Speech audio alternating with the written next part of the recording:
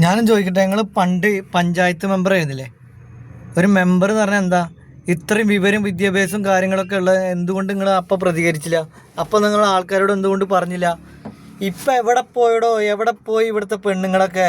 പണ്ട് ഇപ്പോൾ കുറച്ച് മാസങ്ങൾക്ക് മുന്നേ ഒരു സിനിമയ്ക്കെതിരെ നിങ്ങൾ പ്രതികരിച്ചല്ലോ. അങ്ങനത്തുള്ള പെണ്ണുങ്ങളൊക്കെ എവിടെ? ഇതിനെതിരെ പ്രതികരിക്കുക. ഒരാൾ മരണപ്പെട്ടു പോയി, ഒരു റീച്ച് ഉണ്ടാക്കാൻ വേണ്ടിയിട്ട് ഒരാൾ മരണപ്പെട്ടു. ഇതിനെതിരെ നിങ്ങൾ പ്രതികരിക്കുക. ഞങ്ങൾക്ക് ഇവിടെ ജീവിക്കണോ? ഇങ്ങനെ ഓരോരോ കുടുംബങ്ങളും നശിച്ചുകൊണ്ട് ഇങ്ങനത്തെ വൈറസുകളൊക്കെ നാട്ടിൽ നിന്ന് ഒഴിവാക്കണോ? ഇവർക്ക് തക്കതായ ശിക്ഷ കൊടുക്കണോ? എല്ലാം നാളെ മേലാക്കും ഞങ്ങൾ ഓരോരുത്തർ ബസ്സിൽ കയറുമ്പോൾ ഇതേമാതിരി റീച്ച് ഉണ്ടാക്കാൻ വേണ്ടിയിട്ട് ഓരോ വൈറസുകൾ കയറി വന്നു കഴിഞ്ഞാൽ പല കുടുംബങ്ങളും അനാഥരാവും. ഇപ്പോൾ ഈ വീഡിയോ ചെയ്യണ ഞാനടക്കം കയറി വന്ന 1 മാസം 2 മാസം കഴിഞ്ഞാൽ നമ്മളിതൊക്കെ മറക്കും. പക്ഷേ അവർക്കുണ്ടായ കുടുംബത്തിന് നഷ്ടം, അച്ഛനമ്മമാർക്കുണ്ടായ നഷ്ടം, അവർക്ക് കൂട്ടുകാർക്കുണ്ടായ നഷ്ടം ഏതെങ്കിലും കാലത്ത് അവർക്ക് നികത്തി കൊടുക്കാൻ പറ്റുമോ? ഒരു മരണമാണ് സംഭവിച്ചത്, ഒരു ജീവൻ നമ്മൾക്ക് കൊടുക്കാൻ പറ്റുമോ? ഇല്ലല്ലോ.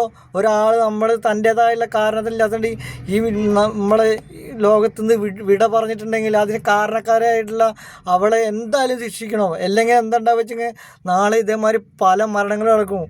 ഇപ്പോൾ കുറേ ചേച്ചിമാർ പല കാര്യത്തിനും പല ആവശ്യമില്ലാത്ത കാര്യത്തിനും നിങ്ങൾ സമരം ചെയ്യുന്നുണ്ടല്ലോ. അങ്ങനെയാക്ക് ഇങ്ങനെയാക്ക്. മറ്റേ വർഷത്തിൽ ഇത് ഒരാൾ മരണപ്പെട്ടു പോയി, എവിടെ ചേച്ചിമാരൊക്കെ എവിടെ? നിങ്ങളൊക്കെ വരി, നിങ്ങളൊക്കെ വന്നിട്ട് ഇതിന് പ്രതികരിക്കുക. ഞങ്ങളിവിടെ ആണുങ്ങൾക്ക് ഇവിടെ ആരും പറയാനും ചോദിക്കാനും പറയാനില്ല നിങ്ങൾ വിചാരിക്കേണ്ട. കാരണം ഇത് കുറേ കാലമായി ഇത് ഇങ്ങനെ തുടങ്ങിയിട്ട്. ഇതെന്താ പ്രശ്നം വെച്ചിട്ടുണ്ടെങ്കിൽ നല്ല രീതിയിൽ ജീവിക്കണ ഈ പെൺകുട്ടികൾക്കും അതുപോലെ ചേച്ചിമാർക്കും അമ്മമാർക്കാണ് ലാസ്റ്റ് ഈ പ്രശ്നങ്ങൾ ഉണ്ടാവുക. എന്താ കാരണം എന്താ അറിയോ? വേറെ ഞരമ്പ് രോഗികൾ വരുമ്പോൾ ഇതേതാണ് സത്യം ഏതാണ് ഇത് കള്ളെന്ന് അറിയാൻ പറ്റാത്ത രീതിയിലാക്കണ പരിപാടിയാണിത്. കാരണം നാലാമാലൊക്കെ ഇങ്ങനത്തെ ഏതെങ്കിലും ഞരമ്പന്മാർ ശരിക്കുള്ള ഞരമ്പന്മാർ ഇങ്ങനെ വരുമ്പോൾ ഇതിൽ ഏതാ ഒറിജിനൽ ഏതാ ഡ്യൂപ്ലി എന്ന് പറയാൻ പറ്റില്ല. അതറിയോ? ഇങ്ങനെ നിങ്ങളൊരു പഞ്ചായത്ത് മെമ്പർ ആയിരുന്നില്ലേ പണ്ട്? ഈ പഞ്ചായത്ത് മെമ്പറായിരുന്ന നിങ്ങൾക്ക് ഇത്രയധികം വിവരം വിദ്യാഭ്യാസമുള്ള നിങ്ങൾ ആ ബസ്സിൽ വെച്ചൊരു പ്രശ്നം ഉണ്ടെങ്കിൽ അത് കണ്ടക്ടറോടോ അല്ലെങ്കിൽ അവിടെയുള്ള ആരോടെങ്കിലും പറയുകയാണെങ്കിൽ, അല്ലെങ്കിൽ നിങ്ങൾക്ക് തന്നെ ഒരു മോന്തയ്ക്ക് ഒന്ന് കൊടുക്കുകയാണെങ്കിൽ ഈ പ്രശ്നം ഇവിടെ വെച്ച് അവസാനിച്ചതില്ലേ?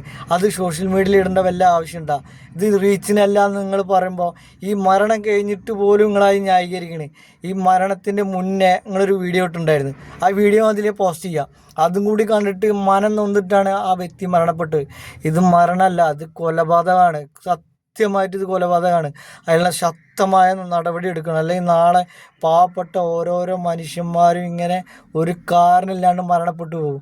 അതുകൊണ്ട് ഈ സ്ത്രീയെ വെറുതെ വിടരുത്, തക്കതായ ശിക്ഷ കൊടുക്കണം. കാരണം നാളെ മേലാക്ക ഈ മൊബൈലും തോണ്ടി ഇതേമാതിരി വൈറസുകൾ ഓരോ ബസ്സിലും ഓരോ തിരക്കുള്ള ഏരിയയിലൊക്കെ കയറി വരും.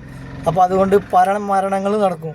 ഞാനൊരു കാര്യം ചോദിച്ചോട്ടെ, ഇത്രയും പൂരങ്ങളും ഉത്സവങ്ങളും നേർച്ചകളും നടക്കുമ്പോൾ പല പെൺകുട്ടികളും നിങ്ങൾ കാണാൻ പറ്റും. അങ്ങനെ അത്രയ്ക്കധികം ആൾക്കാരാണ്, പെൺകുട്ടികളായിക്കോട്ടെ ചെറിയ മക്കളായിക്കോട്ടെ അതുപോലെ അമ്മമാരായിക്കോട്ടെ, പല ആൾക്കാരും അതിൻ്റെ ഇടയിൽ കൂടെയൊക്കെ നടന്നു പോകണം. അവർക്ക് എന്തെങ്കിലും പ്രശ്നം ഉണ്ടാവണം എന്നേ വരെ നിങ്ങൾ കേട്ടിട്ടുണ്ടോ? അഥവാ എന്തെങ്കിലും പ്രശ്നം ഉണ്ടെങ്കിൽ അവിടെ നിന്ന് പ്രതികരിച്ച് അതിനുള്ള കക്കതായ തല്ലന്നെ കിട്ടും, അല്ലെങ്കിൽ അതിനുള്ള കാര്യങ്ങൾ അവർ തന്നെ ചെയ്യും. അപ്പോൾ ഇത് റീച്ചിന് വേണ്ടി ഉണ്ടാക്കിയത് നിങ്ങൾ പറയുന്നത്, നിങ്ങൾ റീച്ച് ഇതോടുകൂടി ജയിലിലാവണം. എനിക്കതാ പറയുള്ളത്. പരമാവധി എല്ലാവരും ഇത് ഷെയർ ചെയ്തിട്ട് ഇവൾക്ക് വേണ്ട ശിക്ഷ എല്ലാവർക്കും കൊടുക്കണം. ഇങ്ങനെയുള്ള ചെയ്യണം. ഇനി മേലാക്കം ഇങ്ങനത്തെ ഒരാളിഞ്ഞ് വരരുത് ഈ ഭൂമിയിൽ.